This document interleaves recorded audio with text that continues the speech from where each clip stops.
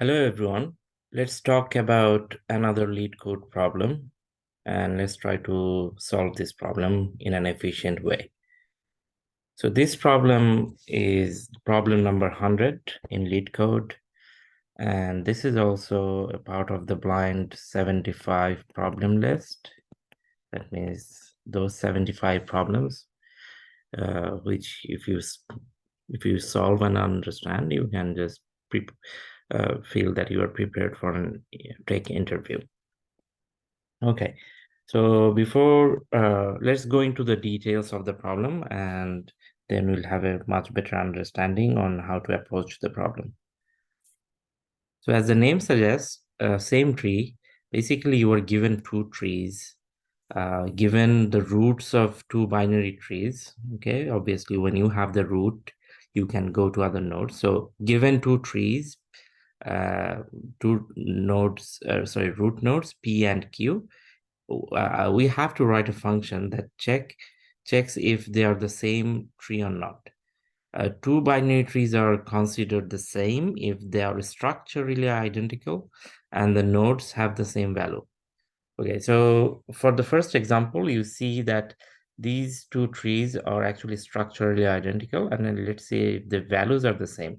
So this value matches this, yes, that works, and then the left child value also matches the left child value, and also the right child value matches the right child value.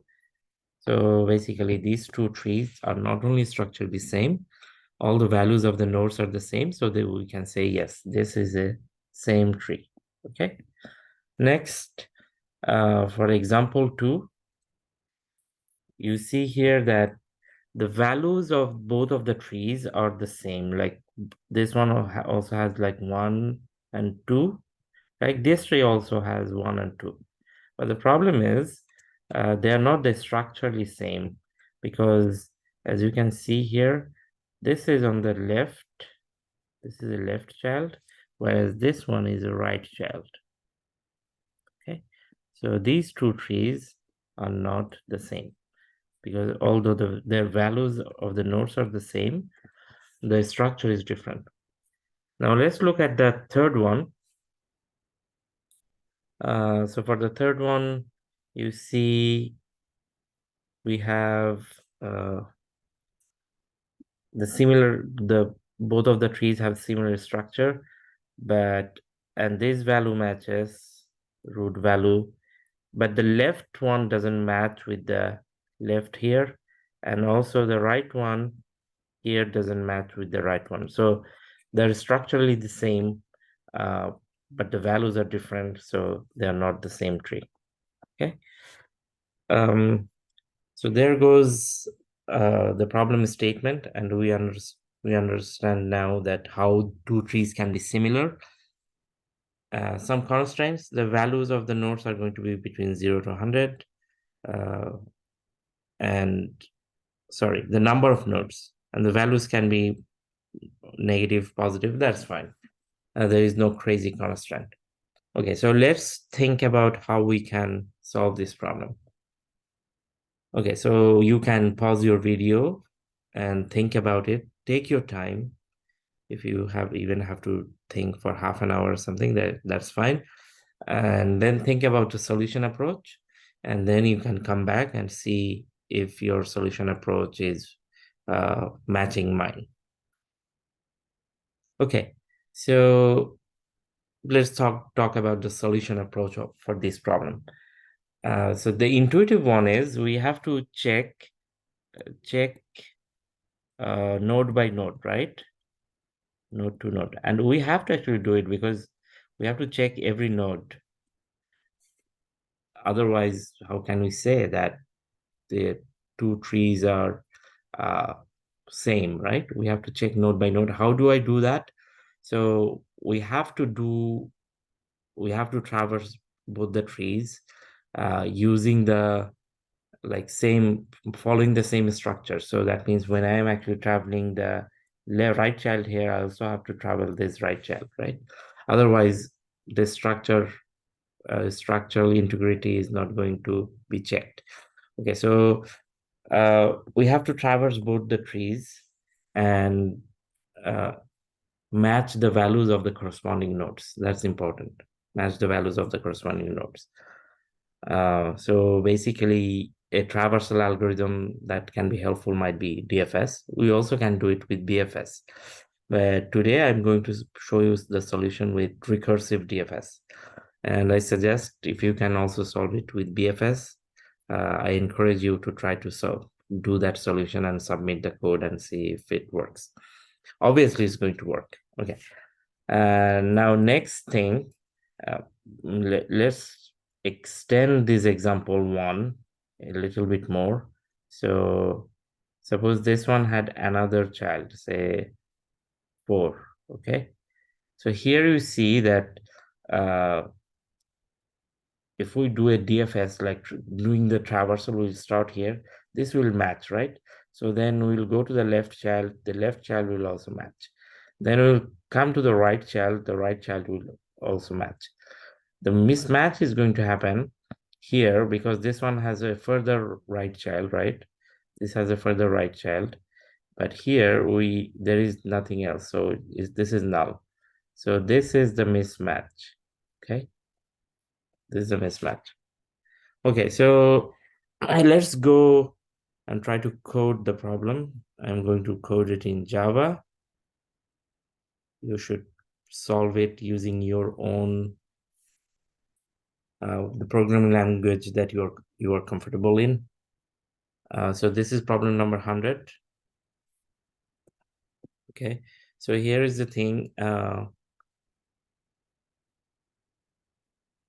Okay, so first we have to think about the edge cases. This is very important. Sometimes when you're actually solving problems, we just miss some of the edge cases, and because of that, the solution becomes incorrect. So one of the edge cases are, say, uh, both of the trees are like empty trees, right? In that case, obviously they are the same tree. So let's do that. If um, p equals to null, so the first root is null, and both of them have to be empty. It's not like one of them are empty. So because of that, I used logical AND. If that is the case, we return true, right? That means they're the same tree. Otherwise, say if one of the nodes are null and the other one is not, that means this is an obvious mismatch. So for example, here I showed you, right? So here was the case. So the case was here, right? So this was 4 and this is null. So there was a mismatch. Okay.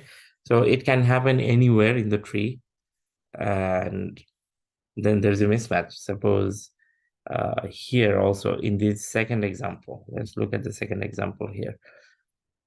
Once you are actually traversing these node, the left child in the first tree, and then when you find the corresponding node here is null, right? So there is the mismatch. That means if any of the nodes are null, so how the mismatch may happen, any of the nodes are null, or the value doesn't match. So suppose here you see that this is one example of mismatch, right? So one of the nodes are null. And this is also another example of mismatch in this third example. So here the values don't match, right? Okay, so how can we check that? We can say else if any of the nodes are null, that means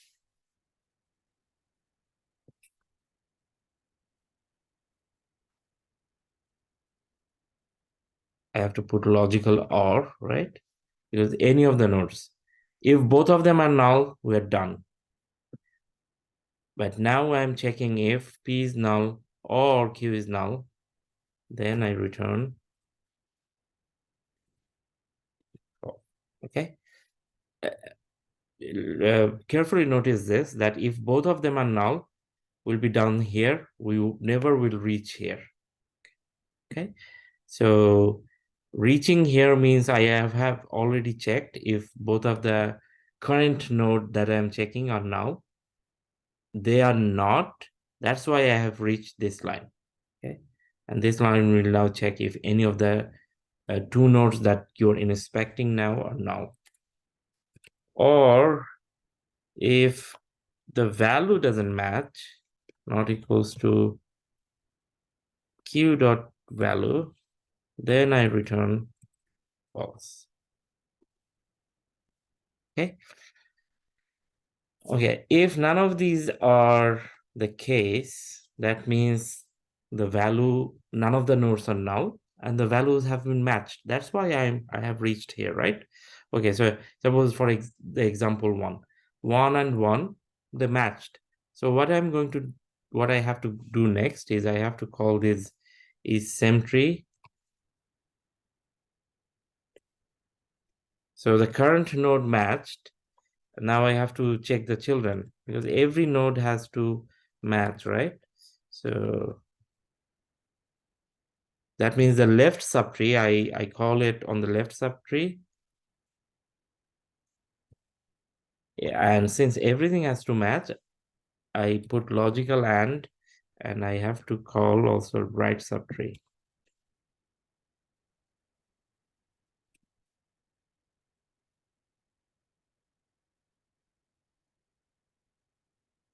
Okay, so the current node matches. I have reached this line means the current node has matched. Now you have to check if the left subtree matches for both of them and the right subtree also matches for both of them. Okay.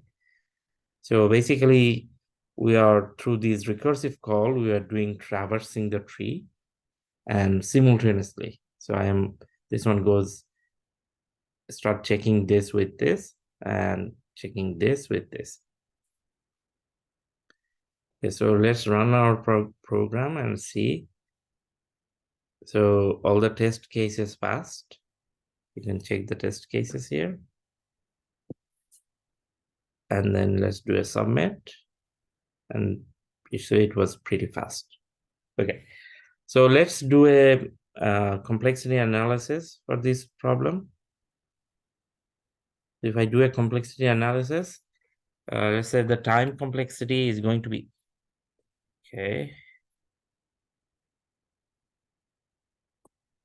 So the time complexity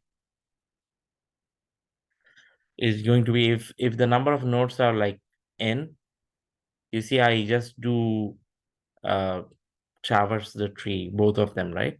So, and I go to each node just once. In case they match, in case they don't match, I just leave early. But the worst case is the highest time it will take if the both of the trees match. That means I have checked each node against each node. So I have visited each node once. So the time complexity is going to be order of n, right? Okay. And space complexity. So we are doing a recursive call. So it depends on the call stack, how big the call stack can be. Uh, Now let's think about this. Say both of the trees look like this. Say both of the trees look like linear. This is tree one, this is tree two. Now you see, we first call is same tree on this, like is same tree on this and this, right? That one calls, like this call recursively calls is same tree thing on this and this, right? That one will call is same tree on this and this. So that means at the worst case, there will be how many same tree calls will be there? This is alive. This one will call this. This will call this. This will call this, right? So in the call stack, if you uh, want to know more about the call stack, please watch the DFS video. And also you can search on YouTube or Wikipedia. So in the worst case, what's going to happen is all the isempty calls. So this was isempty. So all of the calls are going to be stacked. So if there are like n nodes in the stack, there will be n calls stacked in the call stack. So the space complexity is also going to be order of n. Okay, so thanks everyone for watching, and we will come back with another problem. And so till then, goodbye.